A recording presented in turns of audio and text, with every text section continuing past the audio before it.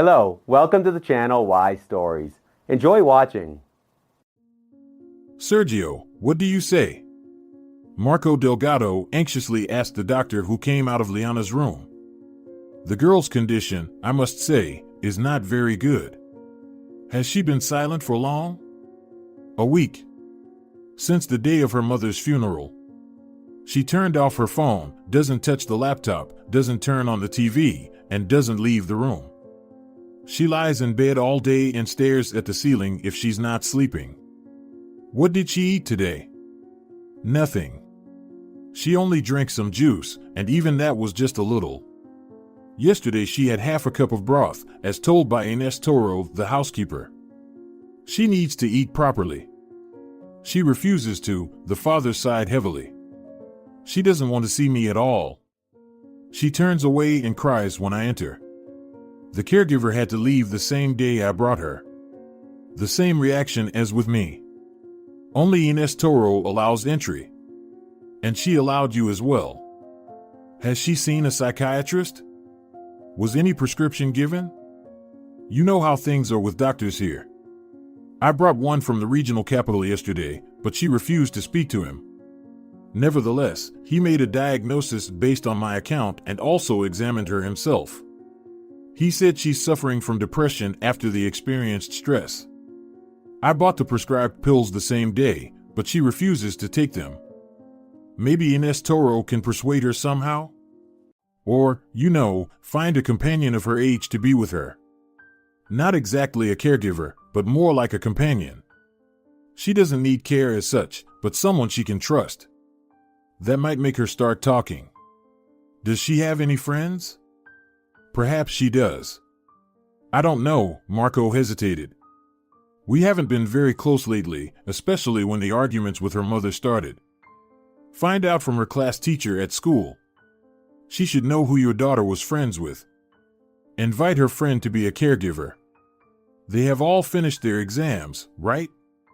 Liana's last exam was on the day her mother died. Marco's voice trembled, but he quickly regained his composure. Their graduation is coming up, but if I find a friend, I'll try to persuade her.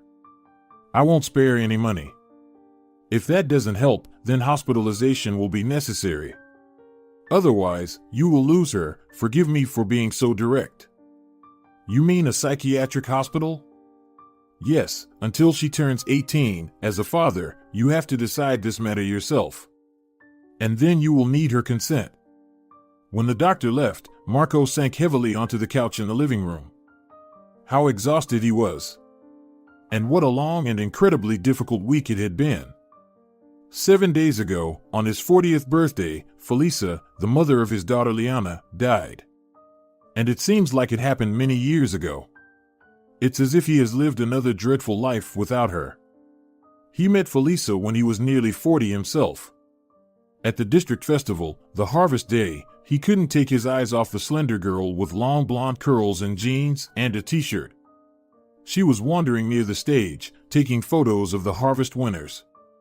That year, the agricultural enterprise led by Marco Delgado achieved a record harvest in the district. They even topped the charts in the region. Naturally, Marco was in the spotlight. He wanted to give the bouquet he received on stage, along with the certificate and red ribbon, to this girl with a camera. Although he could have taken it home to his wife Erna, he didn't think of her at that moment. He quickly found out that her name was Felisa, and she worked in the press office of the district administration. She accepted the bouquet with gratitude but was immediately called away and left. He spent the whole night thinking about her, tossing and turning beside his lawful wife. The next day, he went to the district center, entered her office, and offered to have coffee after work. It was a Friday, and Felisa agreed. Instead of a cafe, he took her to his friend's tourist resort, where they spent the entire weekend, after which he didn't want to part with her. He fell in love like a young boy. However, Marco had been married for a long time and had no plans to get divorced. Initially, Felisa wasn't bothered by this fact. She enjoyed their secret meetings and his expensive gifts. He rented an apartment for her, where he would come almost every evening. But he would go home, to his large house in the center of the village, just 5 kilometers away, at night. And when Felisa told him about her pregnancy, she brought up the topic of the need for a father for her future child. That's when they had a big fight, something that hadn't happened in the 6 months of their affair. So, I have nothing and will have nothing? No husband, no home, no money of my own? Why did I get involved with you? Felisa shouted. You knew I was married and that wouldn't change, Marco Delgado responded in a raised voice. I won't refuse to support you and our future child financially. You'll always have money, and we'll solve the housing issue, but I can't marry you. Felisa declared that she would terminate the pregnancy and leave for the regional capital so he could forget about her. Marco didn't want that at all. But then he left, slamming the door, and said before parting, Do as you please. He returned, indeed, quickly. Almost immediately. He begged for forgiveness, almost on his knees, promising to build for her and the baby, to help her organize her own business. Maybe even open a shop, so she would have a steady income besides what he provides. And then she agreed not to demand a divorce from him, to understand that he can't always be with her, even when she strongly desires it. But not on this last birthday of hers, which she didn't even plan to celebrate according to some traditions. Celebrating 40 years is considered bad luck. Felisa started demanding Marco's attention from the early morning. He came with a huge bouquet of 39 red roses and presented her with a box containing a diamond bracelet. She had previously mentioned that she dreams of having one. Let's spend the evening together, she pleaded. Liana is planning to stay overnight at her friend's after the exam, so we'll be alone. I don't need any other company. Felisa, I can't tonight, Marco began gently, realizing that he shouldn't tell her the true reason for his refusal. His legal wife is feeling unwell again, so he needs to be with her in the evening and at night. How about we go somewhere for the weekend? This he could promise since his son Diego will be coming from the city with his family, and they will be staying with their mother for 2 days. Delgado, do you understand that I gave you my whole life? All my best years are given to you. I didn't get married, even though I dreamed of wearing a white dress and a veil. I gave birth to your daughter. And now, at this critical moment, when I feel bad knowing that my life is passing by in loneliness, on my 40th birthday today, I ask you not to marry me, no. I don't even mention that anymore. Just to spend the evening together and maybe stay overnight. Am I asking for too much? Felisa shouted. I'll try, but I can't promise, he said on parting and kissed her on the cheek. If only he knew that this would be his last kiss. He took care of his wife, who suffered from headaches. They had occurred occasionally in certain days of her cycle before and sometimes lasted for several days. Sometimes painkillers would help, and sometimes nothing would. Now, in her long past childbearing age, Erna's migraines occurred less often, but, as she claimed, the pain was even stronger than in previous years. Taking foot baths slightly relieved her condition, but someone had to prepare them. Or brewing ginger tea, which also alleviated her condition. Marco, just then, was carrying a cup to his wife's bedside when Felisa called. He stepped out of the house to answer. And here I am celebrating my birthday without you, Marco Delgado flinched upon hearing Felisa's drunken voice. She allowed herself alcohol very rarely, knowing that in such a state she could do something foolish. Where are you? He asked anxiously. At the Mon Amour restaurant, and I'm having a great company here. Guys, say something to my man, drunken male voices were heard on the other end of the line. Are you going to pick me up from here, or should I go with one of these hot guys? Then I can't vouch for myself. I don't even know how all of this can end. Felisa giggled disgustingly. Stay there, Marco said sternly.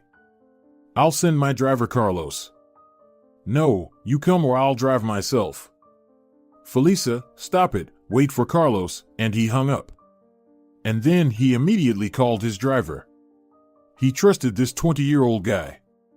He wasn't talkative, so there was no need to worry that any of Marco's family or personal secrets, to which the driver involuntarily became privy, would become known to the villagers or the town's residents. Carlos could be called at any time of the day, and he was always ready to go in the required direction. Marco didn't skimp on rewards for his loyal assistant, and he had never let him down. But that evening Carlos couldn't pick up Felisa in time. She ended up driving herself and got into an accident. And it cost her life. Erna fell asleep after another dose of painkillers when the mobile phone put on silent vibration. Marco picked it up and the driver, struggling to find the right words, informed him of the tragedy. By morning, the news had spread throughout the district. Some sympathized with Marco, but most of the acquaintances and strangers considered him responsible for what had happened. Perhaps it was fair. But after experiencing the shock of Felisa's death and then her funeral, Marco's only concern now was to maintain his relationship with his daughter. However, she immediately learned about the circumstances of her mother's death and what preceded it. "How could you leave her alone?" Liana yelled at her father. "I would have stayed with Mom if she hadn't said you would be with her that evening. And, as always, you vanished. How much I hate you. I will never, ever forgive you." At the cemetery, when they lowered the coffin into the grave, the daughter lost consciousness. Liana spent 2 days in the hospital, hardly getting out of bed and not talking to anyone. After an examination, the doctors declared that her physical condition was normal, but her mental or psychological state was not their specialty. And now, in Sergio's opinion, Liana is at risk of being sent to a psychiatric hospital. That would be going too far. Marco was willing to take any advice to help his daughter recover, so he went to the school where Liana studied. Marco found the homeroom teacher in the staff room. A middle-aged woman with a voluptuous figure was sitting at a desk, writing something. She was alone in the room. "Are you Barbara Sanz?" he asked just in case, although the security guard, when recording his passport details in some kind of journal, said that there was no one else in the staff room at the moment. Yes, she put aside her notes and stood up from the desk. "Are you Liana's dad?" "How did you know?" Marco was surprised, as he had never met this teacher before. He had never even been to his daughter's school. "You are a well-known figure, the manager of one of the best agricultural enterprises in the district. Your photo often appears on the pages of the local newspaper," she explained. "Please accept my condolences. How is Liana?" "Thank you. Liana is deeply affected by her mother's death. You know, the doctor advised us to invite one of her classmates as a companion. I wanted to find out who she was friends with. Unfortunately, I have no idea. Does she need care? A teenager is hardly capable of handling that. No, she needs a company, someone her age whom she knows well. Someone she can freely talk to if she wants. Can you recommend someone? I am willing to pay for this service. Alex, perhaps, would be suitable. They have been friends with Liana for a long time. Besides, the money would be helpful for Alex and sister. They were orphaned 2 years ago. Where can I find Alex?" Sonora Sanz walked up to the window. "Look, there in the courtyard, a group of kids." Marco looked out the window where the young people were standing, engaged in a lively discussion. Alex is in a black t-shirt and pants, dark shoulder-length hair. "What's with this fashion?" Marco involuntarily protested. "They all look the same, all in these long robes. They're all in pants, you can't tell boys from girls." "Yes, you're right," the teacher smiled. "Oversized and unisex." "What? Sorry. Clothing of undefined size that can be worn by anyone, regardless of gender." "That's exactly it. And can Alex be trusted, at least?"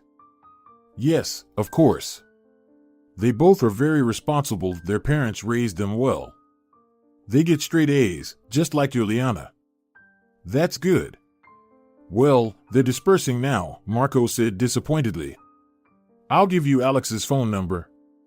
Sonora Sanz wrote down the number from her mobile phone and handed the slip of paper to Marco. "Tell Liana that we all love her very much and will be happy to see her at the graduation ceremony. She won't be able to attend the prom, I assume? It's possible that I'll have to pick up her diploma as well. Please call me when it's ready. He handed the teacher his business card. He returned to the house he had built for the late Felisa, hoping to hear from Ines that his daughter was doing better. But the faithful assistant only frowned. All the same, doesn't say a word. And no matter what I suggest to her, she turns away from everything. I decided to invite a caregiver from Liana's peers, the doctor advised it. I'll call now and make arrangements. Will this caregiver be able to stay overnight? Because, with all due respect, Marco, I have my own family. Even your increased payment won't help me here. I love Liana very much, as you know, but I can't live here permanently. I'll find out everything now. Ines' words saddened him. For the past 2 nights, she had stayed with Liana in the empty house, while he slept in Felisa's bedroom 3 times after bringing Liana back from the hospital. The invited caregiver was rejected by their daughter. Liana turned away as soon as the caregiver entered, so Marco didn't risk leaving her alone overnight. He had to decline her services altogether. But he couldn't stay with Liana any longer himself, nor could he bring her to his large house in the village where he lived with his lawful wife. He dialed the number written on the teacher's note, but heard an answering machine.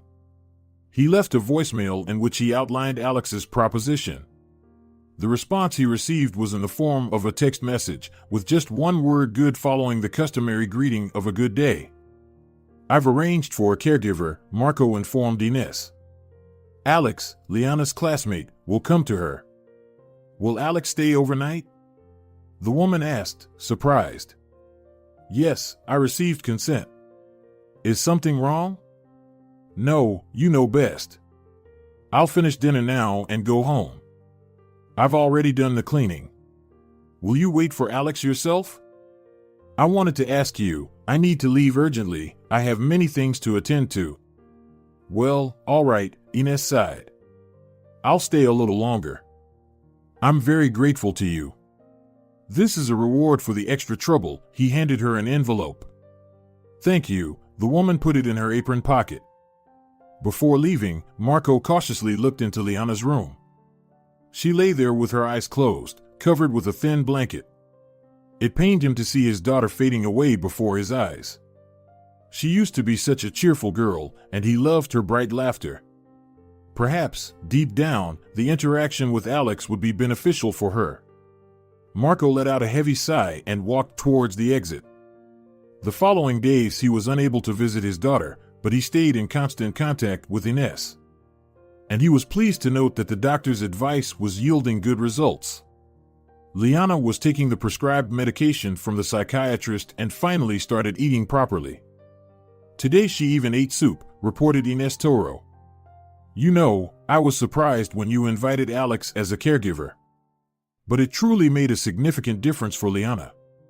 She hasn't been talking to me yet, but I've heard her voice. It seems she's opening up to Alex. Thank you for the good news, Marco smiled for the first time since Felisa's death. I'll come tomorrow morning. On that day, everything seemed to magically fall into place. There was hope that things would start to improve, his daughter would recover and forgive him. He arrived early the next morning before Ines did. The house was very quiet. Marco cautiously approached his daughter's room, opened the door, and was taken aback by what he saw.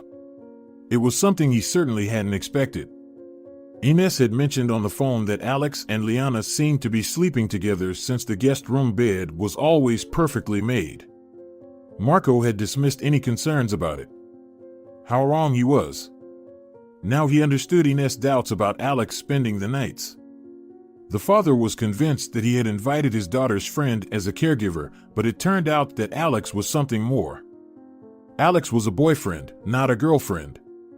Now he saw it with his own eyes. Liana was sleeping in the embrace of a young man, both of them completely naked. Marco took a blanket and covered his daughter's exposed body. Get out, he hissed when he saw the boy open his eyes. Marco immediately left the room. He paced nervously in the corridor. God, what a fool, Marco thought to himself. I let a wolf into the sheepfold. Instead of hiring a caregiver, he invited his underage daughter's lover. A minute later, Alex emerged from Liana's room. He was wearing the same loose-fitting shirt and pants as when Marco had seen him from the school window. Now he didn't appear so much like a girl, despite his shoulder-length hair. You little scoundrel. How could you take advantage of my daughter's vulnerable state? Marco grabbed the boy by the shoulders, consumed by righteous anger. But he whispered his words so as not to wake Liana. I hired you as a caregiver, and this is what you're doing. We love each other, the boy calmly said. For a long time. Liana's mother didn't object to our meetings. She knew you were sleeping together? Marco gasped in disbelief. He had never expected this from Felisa. No, none of that happened back then. But our feelings would inevitably lead to intimacy, and it clearly helped Liana cope with the stress. Hormonal changes occurred. Shut up. The enraged father couldn't bear to hear it. Who do you think you are?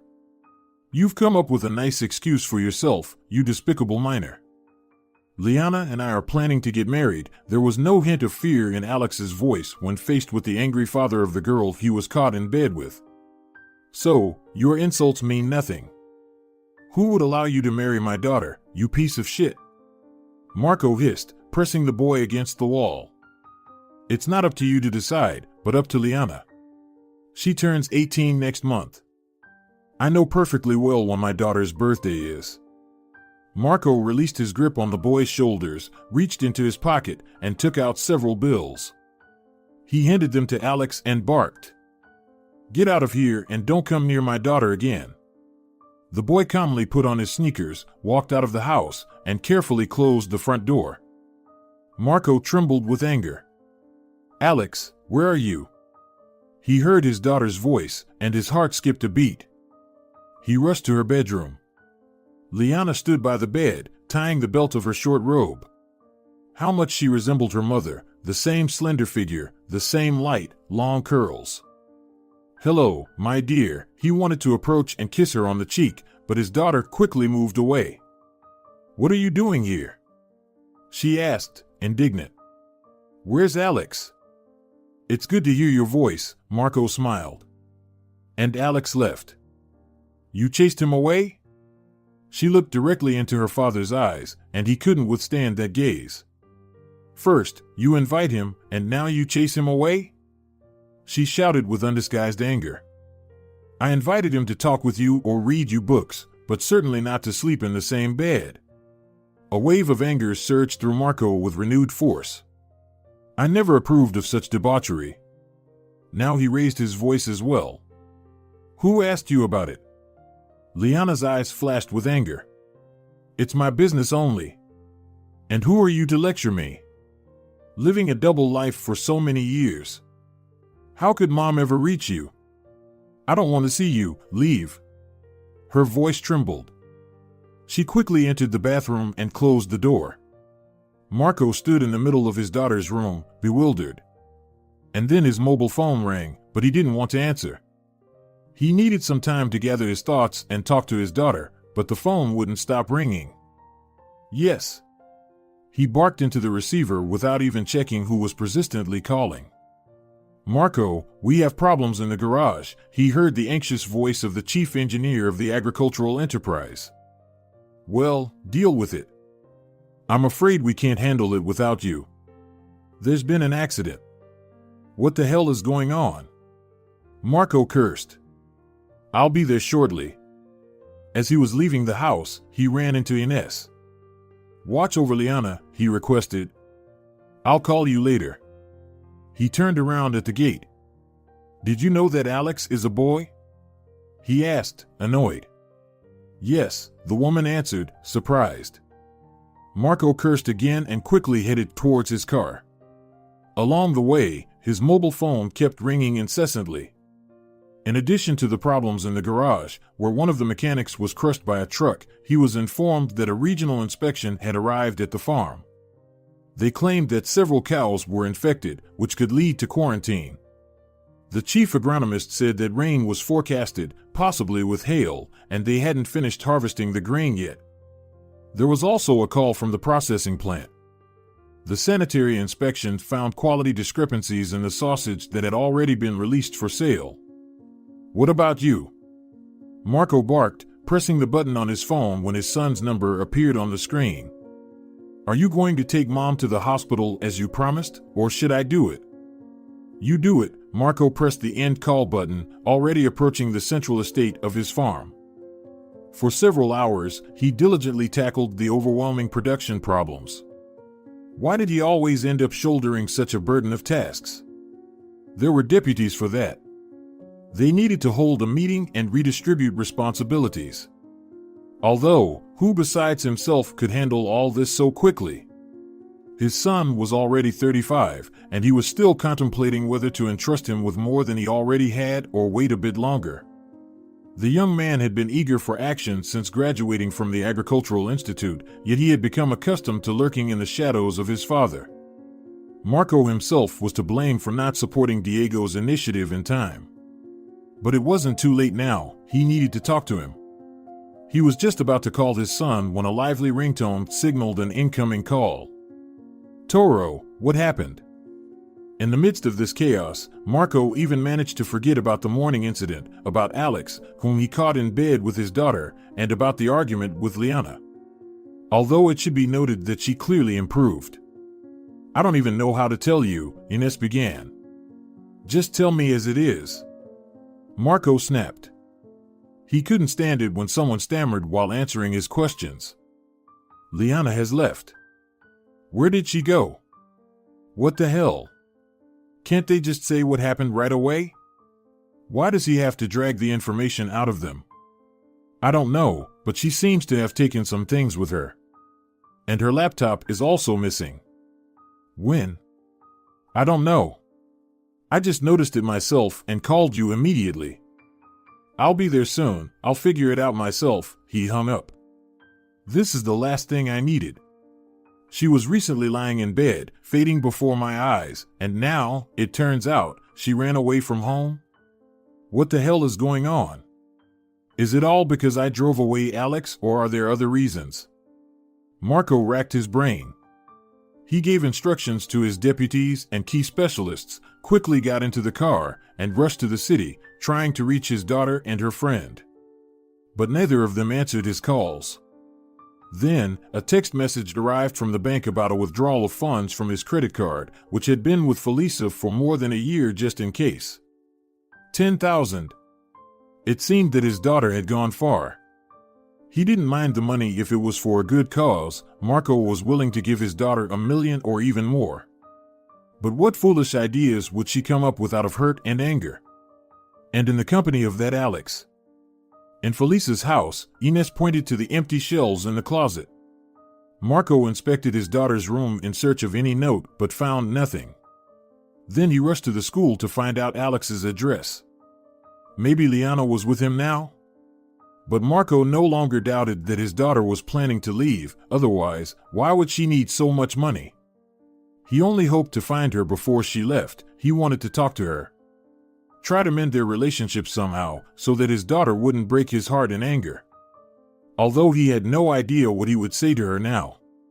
He just wanted to know where she was, see her, and then figure things out. At the school, he ran into his friend, a doctor, who had suggested inviting one of their classmates as a caregiver. How's Liana? Sergio asked anxiously. I followed your advice. Marco replied angrily. It seems she ran away with the caregiver. Oh, really? The doctor smiled for some reason. That means she's feeling better. That's good, Marco. Girls go out and come back. The caregiver turned out to be a boy. Well. Sergio couldn't help but laugh, but he quickly stopped himself. How did you manage that? I'm not finding it funny at all. I messed up, of course. I didn't check properly. I got caught up with work, and this morning I caught them in bed. So you couldn't tell that the person was a boy? Was he wearing a dress or something? No, of course not. Marco was getting more and more irritated by this conversation. But they all look the same now. You can't tell if it's a girl or a boy. And I didn't see him up close until this morning. I understand, I'm sorry, the doctor replied more seriously. But try to look at the situation from a positive perspective. After all, this step helped Liana overcome her crisis. Only now, I hope she doesn't end up in another crisis. Marco waved his hand, about to leave, but then stopped. Please, don't tell anyone that my daughter has left home. The town is small, and the neighborhood is not that big. Once they get a reason, everyone will gossip. And you know how much they already say about us. You don't have to worry about that. I'll consider it part of doctor-patient confidentiality. Like a cat on hot bricks, Marco thought when he saw Barbara Sanz, Liana's teacher, as soon as he said goodbye to the doctor. She noticed him too and walked towards him, smiling. Liana came today and picked up her certificate. She said, "I'm glad she's doing better." Alex was with her. It's amazing what school friendship can do. Tell me about it. Marco made a great effort to hold back and not say anything unnecessary about the true nature of the friendship between Alex and his daughter. Can you tell me where this Alex lives? Yes, of course. She gave him the address. He's my neighbor. He decided to show solidarity with his friend and picked up his certificate today too. He refused to attend the graduation ceremony and the farewell party. Such friends are worth their weight in gold. And I suppose you want to see them off? Yes. Where are they going? Marco hoped he could find out everything from Barbara. Well, they are leaving for college today, she replied, somewhat perplexed. Yes, of course. But where to? The anxious father asked too persistently. Don't you know? The teacher was surprised. They didn't tell me anything specific, just that they are leaving today. Did they say how they are leaving, at least? No, the smile disappeared completely from Barbara Sanz's face. Is something wrong with you and Liana? Oh, no. Everything is fine, Marco confidently stated, trying to calm himself internally. She just didn't tell me anything specific this morning, and then I had so much to do, got caught up. But now I'll ask her myself. He said his goodbyes and quickly walked towards his car. Excuse me, you're going to Alex's, right? Can you give me a ride? The teacher called after him. We're neighbors, after all. Well, yes. Of course, Marco opened the car door, inviting her to get in, although he felt that having such a passenger was quite inconvenient right now. Alex is planning to study programming, and as you know, Liana wants to be a designer, unless their plans have changed, of course. Barbara, trying to keep the conversation going, turned out to be quite helpful. So Marco was pleased that she had asked to accompany him. Previously, they mentioned either going to the capital or the regional capital. That's why I don't know what they decided, the sorrowful father, who was completely unaware of his daughter's plans, especially after the morning argument with her, tried to justify himself somehow. A few days before her death, Felisa mentioned something about Liana's upcoming studies. But he had ignored it at the time, too preoccupied with work. He only asked, "How much money do you need?" Since Felisa had planned to go wherever Liana decided to study. If they are going to the capital, then they should have already bought the tickets, Barbara speculated. Then they must have bought them already. Nowadays, everything can be done quickly online, Marco tried to sound calmer. The teacher guided him on the best way to enter the courtyard of the old 5-story building. Alex lives in apartment 22, on the 5th floor, Barbara informed him near the entrance. I live on the 1st floor, but I can accompany you. Who are you going to? An inquisitive grandmother, who was coming out onto the street, asked. Marco had to step aside to make way for her. To Alex, the teacher replied. Well, he left with his girl about 15 minutes ago in a taxi. I think he told the driver to take them to the station. Which station, the train station or the bus station? Marco asked, preparing to chase after them. How would I know? I'm just telling you what I overheard. Call Liana, Barbara suggested. My phone battery died, Marco lied, realizing that his daughter wouldn't answer if she saw his call. Out of network coverage, the teacher disappointedly reported, pressing the end call button. Let's check with Alex's sister, she probably knows. Well, she went to her aunt's in the village yesterday, the elderly neighbor lady revealed. What happened? Everything's fine, Sonora. Father and daughter had a misunderstanding. Barbara embraced the grandmother by the shoulders. He wanted to see them off. Marco quickly thanked them for their help and got behind the wheel to waste no more time. He decided to trust fate and first headed to the train station, hoping that the fugitives had gone there. The platform was empty, with only a janitor clearing the trash bin. Marco approached him with his questions. The janitor said that the train to the capital had left 5 minutes ago, and the commuter train to the regional capital had left even earlier. Marco found a photo of his daughter on his mobile phone and showed it to the elderly man. I can't say for sure, but it looked like a similar girl got on the train with the guy. Or maybe it was the commuter train. Just as Marco was about to put away his mobile phone, it rang. The screen displayed son. Dad, Mom isn't feeling well. Are you coming soon? I should pick up the kids from my mother-in-law soon. Yes, Diego, I'll be there in half an hour. It took Marco 2 days to catch Alex's sister at home. He learned that her name was Ariel. You shouldn't doubt Alex, the girl confidently stated when Marco asked her to tell him where her brother and Liana had gone, expressing his concerns that they might be in trouble. He would never harm your daughter. He may still look like a teenager, thin and frail, but he's strong in spirit. Our father has been gone for a long time, but my brother grew up to be a real man. After our mother's death, he helped me cope with the grief, even though I'm 2 years older and had just turned 18 at the time. I became his legal guardian, but in reality, he started taking care of me. And your Liana has been a great support to us. Her mother, Felisa, helped us until the very end. Did Liana stay overnight at your place? Marco became cautious.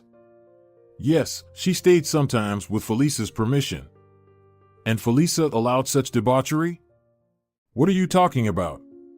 Ariel was indignant. When Liana stayed with us, she slept in my room, and Alex slept on the couch in the living room. And now they are sleeping together. Well, that was bound to happen sooner or later. They love each other, they plan to get married in the future and spend their lives together.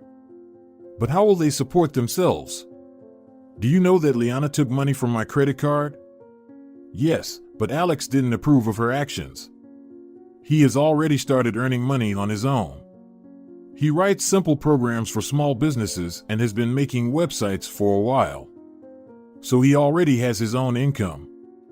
And now he will enter university, study, and progress even faster. And Liana plans to take online orders for designing advertisements. They are both talented and resourceful, good kids, they won't fail. I need to find my daughter.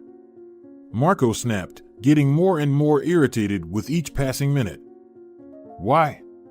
Liana has only just started to recover from Felisa's death. You'll only make things worse for her. That's why I won't tell you where they went. Besides, I promised them. Just know that she's fine. Alex will take care of her. Do you even hear yourself? You, poor orphans, latched onto a rich girl. Felisa helped you. Are you even aware of where she got her money from? Do you think her business fell from the sky? Consider that it was me who was helping you without even realizing it. But I want to put an end to it. I will find my daughter without your help. I think it's time for you to leave, Ariel stated sharply. I'm not going to listen to your insults and accusations. Your own daughter took money from your credit card, and you're still responsible for supporting her, even if she doesn't want to see you. And don't you dare blame me or my brother, he's an honest person, unlike you. It's you who had an affair with a mistress while you having a wife, and she gave birth to your daughter. But Alex would never do such a thing, I'm sure of it. With anger, Marco slammed the door of his car. He had hoped to learn something about his daughter from Alex's sister, but now that hope had vanished into thin air.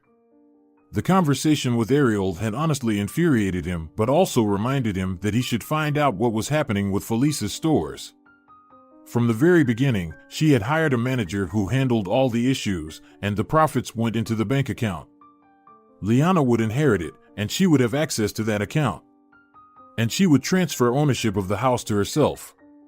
He was at ease with that thought, but what was happening there right now?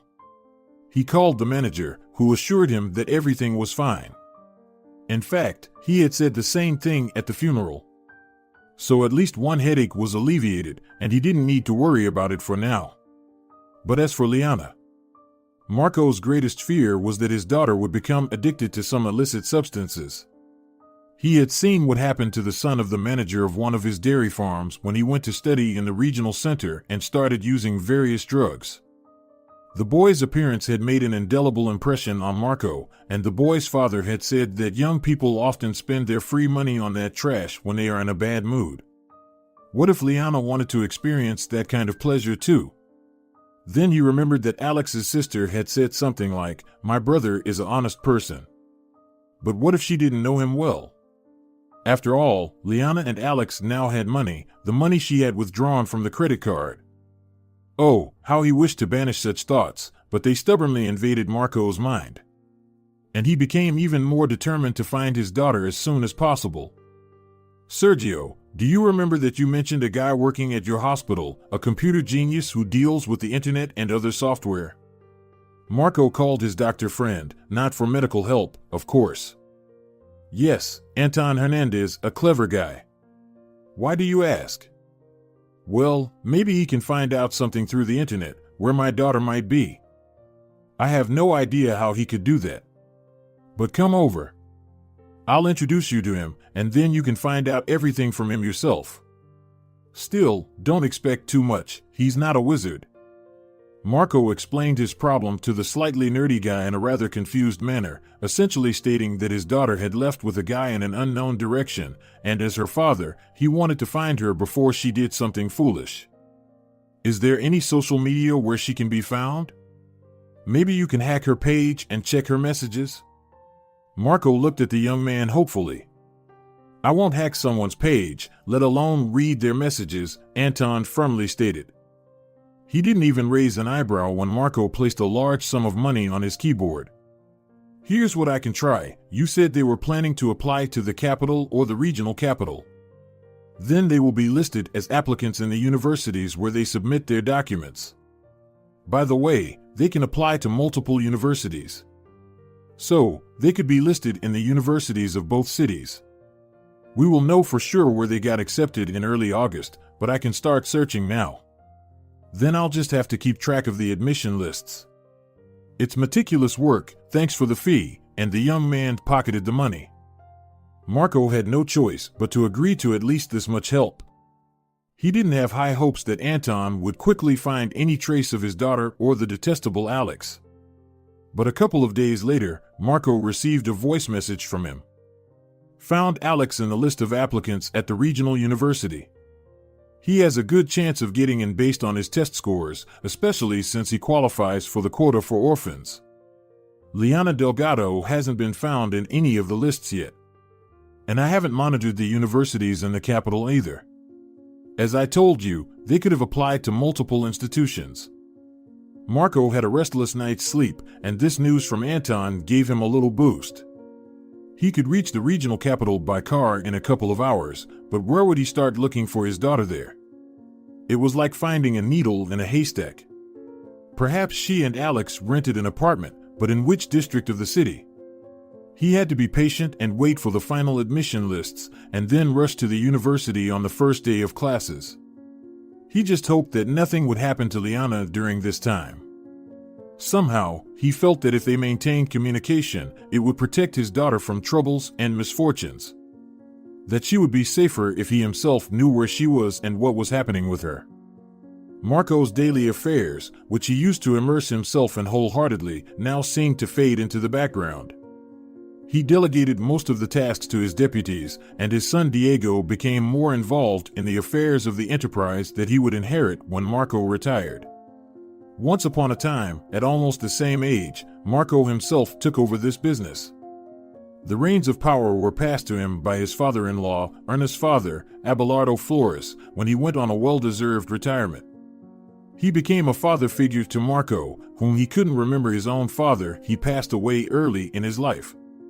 And the young man could have taken a wrong path if the chairman of the collective farm hadn't taken him under his wing in time. He not only provided him with work during the summer holidays, but also invited him over for visits. That's where the friendship with his daughter Erna started. Although they were in the same class, they didn't interact much before. But starting from this summer after the 8th grade, they began to spend a lot of time together. Erna didn't possess any outstanding appearance. She was slim, clumsy, with small eyes and a sharp nose. But Marco liked her kind nature and easygoing character, and she was a good homemaker.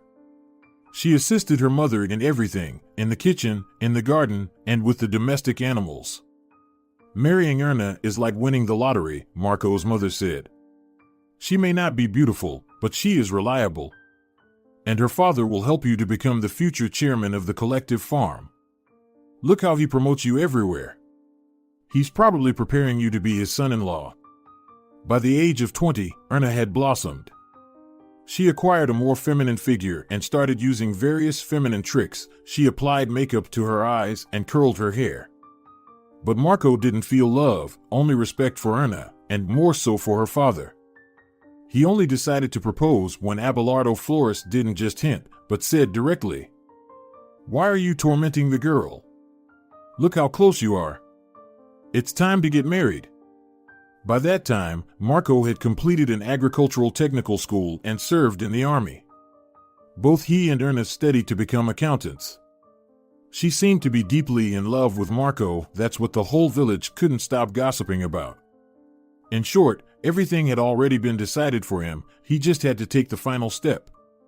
So he got married, and after 10 years, he took over the collective farm from his father-in-law, once he had obtained a higher education in economics. Marco himself dealt with the land shares when the time came. He transformed the farm into a closed joint stock company, essentially making it his own private enterprise. But the people didn't complain. They preferred a homegrown owner to outsiders. And they didn't envy Marco's millions, understanding the tremendous responsibility he carried. The wages at the enterprise became the highest in the region, and everyone aspired to work for him. And they all knew that he valued hard-working people. Marco was forever grateful to Flores. And when Flores asked him to make a promise before his death, he readily agreed. Although he didn't know what he would hear from his father-in-law. "Promise me that you will never abandon Erna," Abelardo Flores demanded. "I know that there may be other women in your life. You are an influential man. But I can't forbid it, and I can understand. One thing is to have affairs on the side, and another is to destroy your family. So promise me that you will never allow that. Otherwise, I will haunt you even from the afterlife." Marco made the promise and kept his word. There were occasional flings, but never in their hometown, only in the district town. The rumors probably reached his wife, but Erna never reproached him for anything, no matter what she might have heard. 5 years after the death of his father-in-law, Marco met Felisa and truly fell in love for the first time in his life. He knew that their relationship wouldn't go unnoticed by people, but he couldn't do anything about it. From the very first day when he gave Felisa a bouquet at the harvest festival, Erna must have been informed about it. But she didn't show any sign. As always, she was friendly and affectionate with her husband. This continued for years, until Felisa's death, not a single word of reproach. Marco felt like he was entering a different reality when he came home. To Erna, he was always a faithful and reliable husband, or at least that's how she acted. He couldn't fathom how she managed it. But their son sometimes looked at him with a suspicious gaze. Although it could be because he was already tired of occupying one of the deputy positions and dreamed of hitting the enterprise. Until yesterday, Marco believed that Diego wasn't ready yet. But now he felt an infinite fatigue. Perhaps he would be relieved to be free from the burden of responsibility for the enterprise. His main concern after that fateful morning was finding his daughter. Everything else faded into the background. He had to find Liana, and he would figure out how to mend their relationship later. Sitting in his office chair, Marco closed his eyes.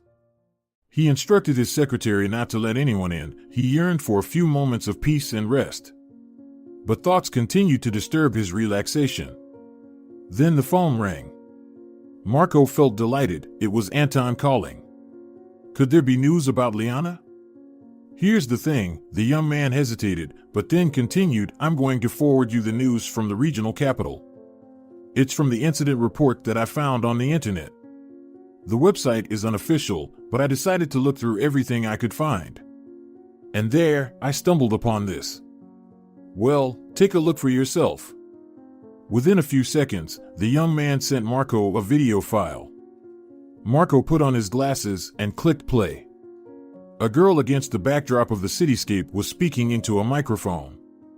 Today, near the main building of the regional university, there was a traffic accident that nearly cost the life of Liana Delgado, a prospective student of this university.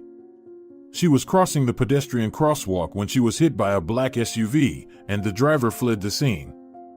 The police are currently searching for the driver, and the victim, in critical condition, has been taken to the regional hospital.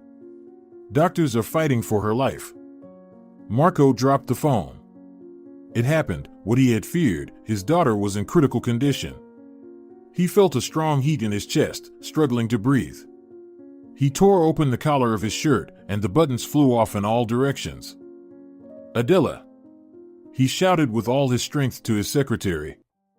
When the young woman opened the door, Marco was already lying on the floor, his chair overturned in the fall. Sergio was convinced that there was no worse fate than delivering bad news. How many times had he had to inform relatives about the death of their loved ones? Such is the fate of a doctor who cannot always save a person's life. But this time he had a different task, and he didn't know if he could handle it, to rectify a mistake in which he indirectly blamed himself. He took a deep breath and exhaled slowly, then decisively pressed the intercom button next to apartment number 5. Are you Alex? He asked the slender boy who opened the door. Yes, who are you? I'm Dr. Sergio Romero.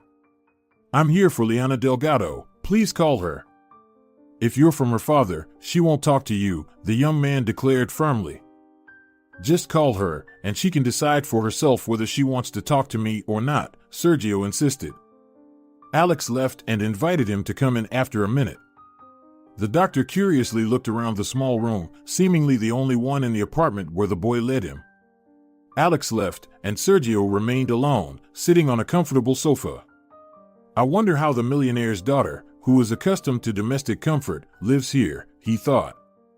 Well, I must admit it's quite cozy, and the renovation is fairly recent.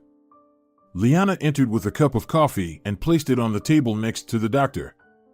This is for you, she nodded towards the cup. Tell me, Sergio, what do you want? He thanked her and took a sip. I brought your passport. How did you get it? Liana was surprised. I thought I had lost it. You left it at the university when you submitted your documents. The girl from the admissions office happened to be an acquaintance of yours, and she took your passport to give it back to you. Cornelia Pena, she's from our town. We went to the same school, and now she's in her 3rd year. Why did she give my passport to you? She rents a room next to ours. She could have given it to me herself. Did they tell you that you resemble each other? Yes, back in school, we were sometimes jokingly called sisters. But what does that have to do with anything? She was hit by a car while crossing the road near the university. Your passport was in her bag. The police assumed that she was you. And one blogger even managed to post on the internet that Liana Delgado was involved in an accident and is hospitalized in critical condition. Is Cornelia okay? What happened to her? Fortunately, her condition is not as serious as claimed by that blogger who probably isn't accustomed to fact-checking, Sergio grimaced. She has a concussion and a non-displaced fracture of the radius. Also multiple bruises and abrasions.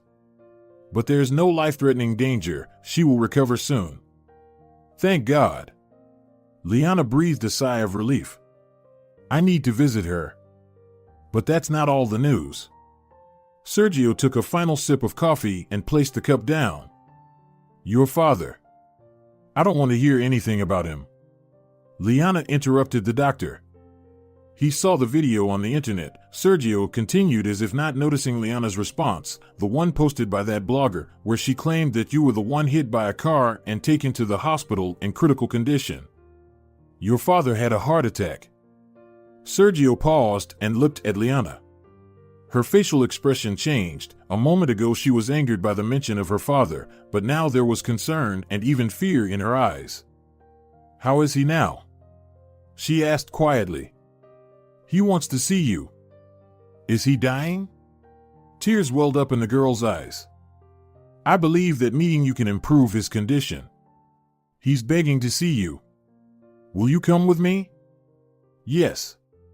Liana, I won't let you go alone, Alex interjected, as he apparently overheard their conversation and promptly entered the room. Then get ready, let's not waste time. They arrived at the district hospital when it was already dark. They had been mostly silent during the drive, with Sergio occasionally glancing at the passengers in the rearview mirror. Liana and Alex clung to each other like two sparrows in the winter chill, despite the day being hot. I arranged with my colleagues to let us in the intensive care unit, Sergio informed, parking the car in the hospital parking lot. He was slightly concerned that Erna, Marco's wife, might be there. And his suspicions proved true. She was actually standing by the window in front of the ICU, wearing a white lab coat draped over her shoulders. Upon seeing Sergio with Liana and Alex, she discreetly turned away. The doctor sighed, not wanting to be involved in unpleasant conversations, especially before he fulfilled his mission. As soon as Marco regained some consciousness in the hospital, he immediately asked to find Dr. Sergio Romero. And when Sergio rushed over, his friend made a request. Find out how my daughter is, please. She was hit by a car, she's in critical condition, at the regional hospital. Your computer genius sent me a video message about the accident. I just hope she's alive. When Sergio learned that there had been a mistake, he immediately called to reassure his friend his daughter was safe. But Marco posed a new request that puzzled him.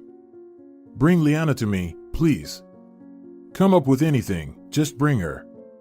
What if I don't make it? I don't want to die without asking for forgiveness from my daughter. And Sergio set off to find Liana. He obtained her address from Cornelia Pena, who was mistaken for Liana because of the passport found in her bag. In the hospital, the girl was able to identify herself.